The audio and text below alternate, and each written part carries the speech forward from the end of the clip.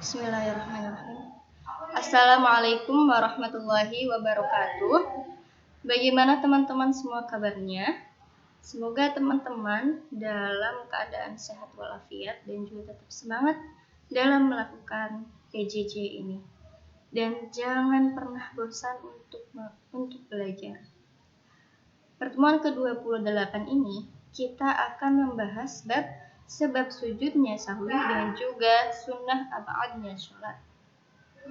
Sebelum kita memulai ke materi, mari kita berdoa bersama-sama terlebih dahulu. Ilahadiniyah wa ala kulli niyatin sholih. Al-Fatihah.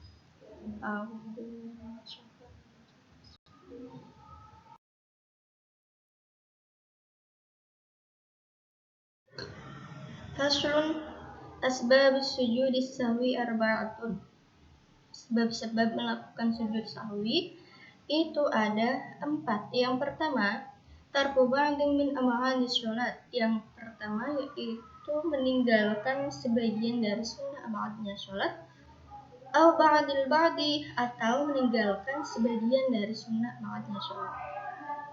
Asani fi'lu ma yubtilu 'amduhu wa la yubtilu sahwuhu idza fa'alahu nasiyan. Yang kedua, melakukan sesuatu yang ketika sengaja dapat membatalkan dan ketika lupa mengerjakan tidak membatalkan. Asal sunat ruknin qauliyin ghairi mahallihi. Yang ketiga, memindahkan rukun qauli tidak pada tempatnya. Ar-rabi'u iqa'u ruknin fi'liyin ma'ahtimal ziyadati. Yang keempat, terjadinya rukun fi'li bersama kemungkinan lebih dari hitungannya.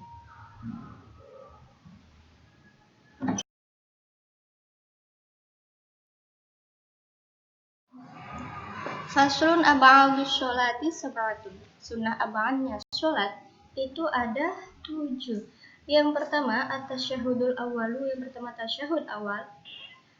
Wa qu'uduhu, yang kedua duduk pada tasyahud awal. Washolatu 'alan nabiyyi fihi, yang ketiga yaitu sholawat terhadap Nabi di dalam duduk tasyahud awal.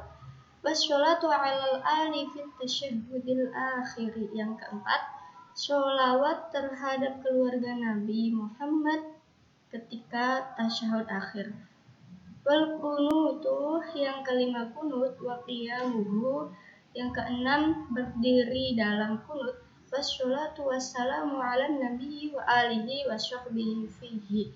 Yang ketujuh, membaca sholawat dan salam terhadap Nabi Muhammad, keluarga Nabi Muhammad, sahabatnya Nabi Muhammad ketika kunut.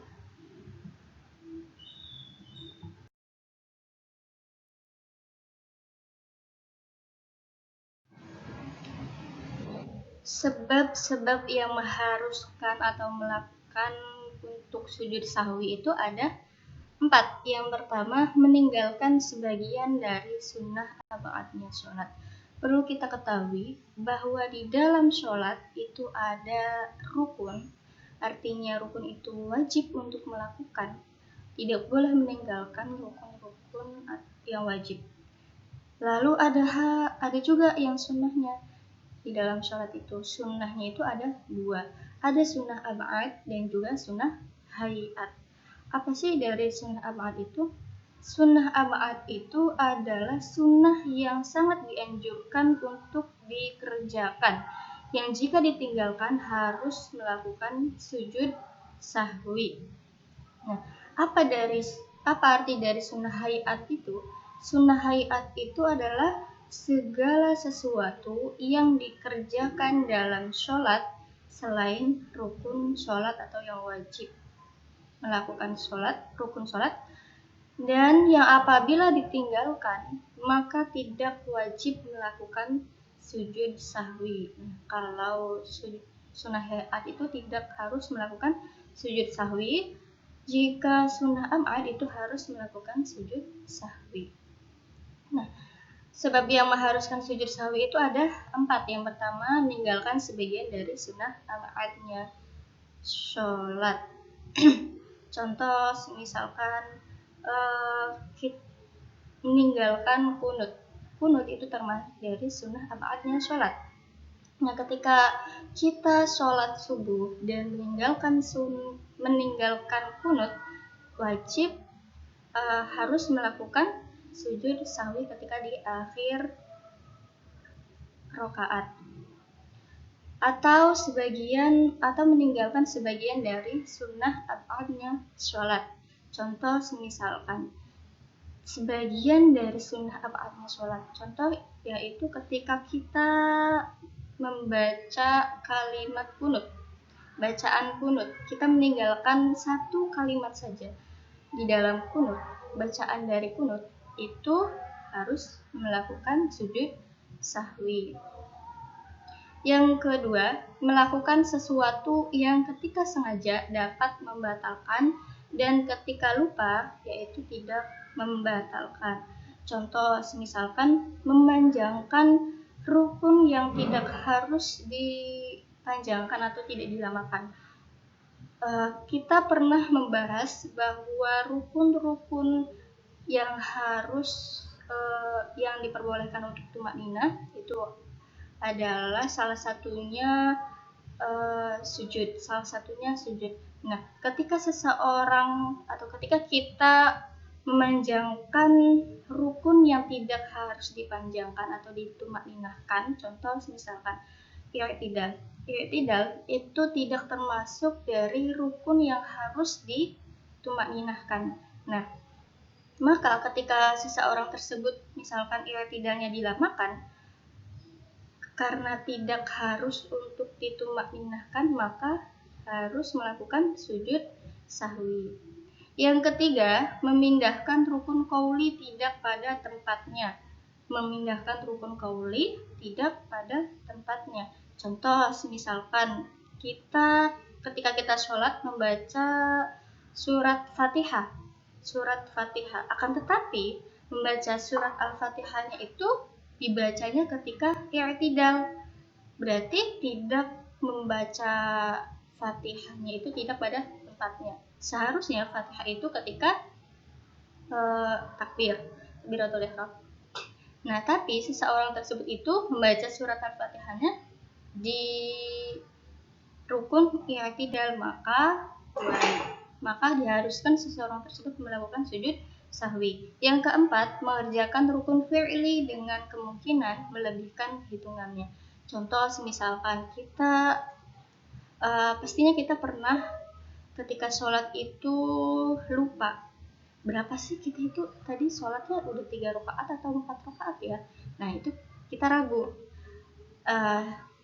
maka kita memilih rukunnya itu yang sedikit. Misal harusnya itu sebenarnya sudah 4 rakaat, tapi dia ragu udah 4 rakaat atau belum ya. Nah, maka kita memilih sedikit saja, berarti kita memilihnya 3 rakaat, baru 3 rakaat. Nah, lalu kita lanjut ke menambah rakaat lagi. Maka ketika seseorang ragu-ragu terhadap hitungan rakaatnya itu, maka seorang tersebut harus melakukan sujud sahwi.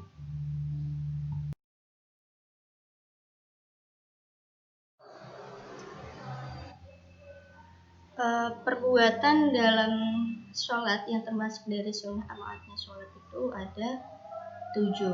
Sebelumnya kita membahas sebagian yang ketika seseorang tersebut itu meninggalkan sunnah abadnya sholat atau meninggalkan sebagian dari sunnah abadnya sholat, itu harus melakukan sujud sahwi. Nah, apa sih contoh dari sunnah-sunnah abadnya sholat ketika sholat itu? Nah, kita membahas di bab ini. Sunnah abadnya sholat itu ada 7. Yang pertama, tasyahud awal. Yang kedua, duduk tasyahud awal. Duduk dalam tasyahud awal. Duduk dalam sholat itu ada 2 macam. Yang pertama, iftirosh, yang artinya duduk biasa di dalam rakaat pertama. Itu adalah duduk iftirosh.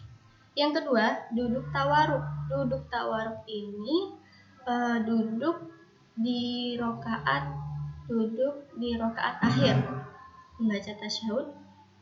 Nah, itu yang dinamakan duduk tawaruk. Yang ketiga yaitu sholawat untuk Nabi Muhammad ketika tasyahud awal. Nah, ini adalah termasuk dari sunnah awalnya sholat. Yang keempat, sholawat untuk keluarga Nabi ketika tasyahud akhir. Nah, di dalam tasyahud awal ini membacanya itu hanya sampai Allahumma sholli ala sayyidina Muhammad, udah selesai. Nah, kalau di tasyahud akhir ini sampai selesai, sampai dengan keluarga Nabi Muhammad juga dibaca sholawatnya.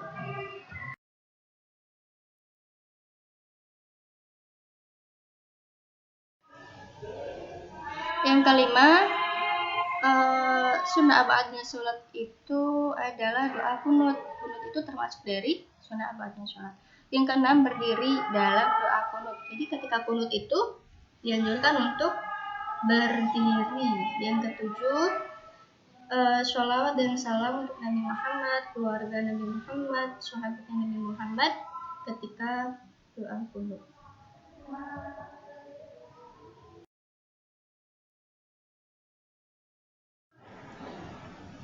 Seperti biasanya, setelah materi ada pertanyaan untuk teman-teman.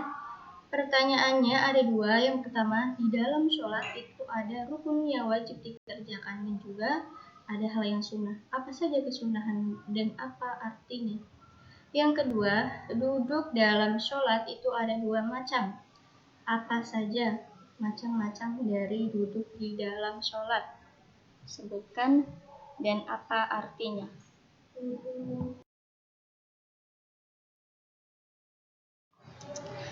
Alhamdulillah, materi kita udah selesai, yang membahas tentang sebab yang diharuskan untuk melakukan sujud sahwi dan juga macam-macam dari sunnah abadnya sholat. Terima kasih teman-teman sudah mau belajar bersama. Kurang lebihnya Ibu mohon maaf. Jika ada pertanyaan, silakan bertanya melalui komentar video atau WhatsApp grup. Terima kasih. Wassalamualaikum warahmatullahi wabarakatuh.